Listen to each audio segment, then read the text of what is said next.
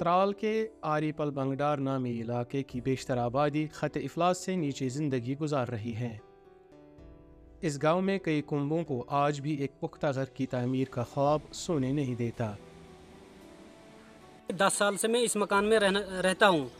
तो ये देखिए, ये मेरी राशन कार्ड चंदी है। तो सर इसमें खाने के लिए भी पूरा नहीं है। तो सर अब जो ये सरकारी शाड़ गरीबों को, तो सर उसमें 10 साल से मेरा नाम आ रहा है लिस्ट में। बोला जाता है यहाँ पे ग्राम सभा होती है सरकार की तरफ से, तो वहाँ बोला जाता है। जब यहाँ आज लिस्ट निकाली तो लिस्ट में बोलते हैं कि तेरा नाम ही नहीं है। बेशतर आबादी खस्ता हल कच्चे मकानों या आर्जी शेड में ज़िंदगी गुजार रही है और वो भी बरसों से PMAY के तहत मकान फराहम किए जाने के मुंतज़िर हैं।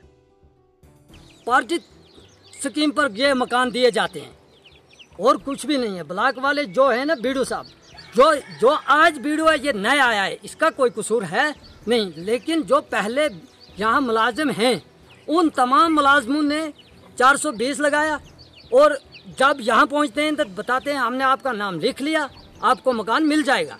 जब वापस जिस टाइम देने को होता है उस टाइम बताते हैं आपका नाम लिस्ट में नहीं आया है। लोगों ने इस स्कीम में बेज़ाब्तगियों के इल्ज़ामात आयद किए हैं, जिनकी मुतालिका बीडीओ ने सख्ती से तरदीद की। पिछले 10 साल से बोल रहे हैं कि लिस्ट में नाम है, ग्राम सभा करते हैं, वहाँ जाते हैं, लिखवाते हैं, तो यही बोलते हैं आपका नाम आएगा, लेकिन अब तक कहीं नहीं। आज भी लिस्ट निकाली गई, उसमें भी हमारा नाम नहीं था।